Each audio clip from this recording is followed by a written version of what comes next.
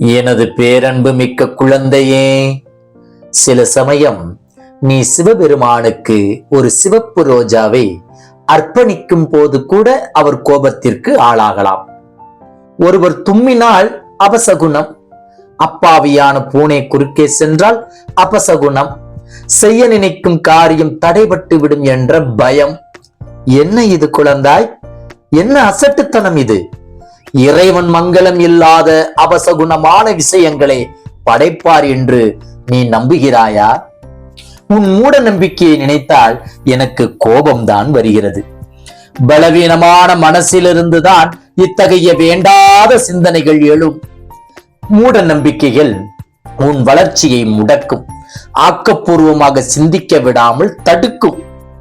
மூட நம்பிக்கையை தூர எறி. உன்னை முடக்குவதை, நீ நம்புவதை உடனே நிறுத்து இப்போதே. ஜெய் குரு சாய். நற்பவி சாய்ராமா. ஜெய் குரு தேவதத்தா. ஜென்ம ஜென்மோ ஜென்மி ஸ்ரீ சரண் ஸ்ரீ பாக்ய சாய்.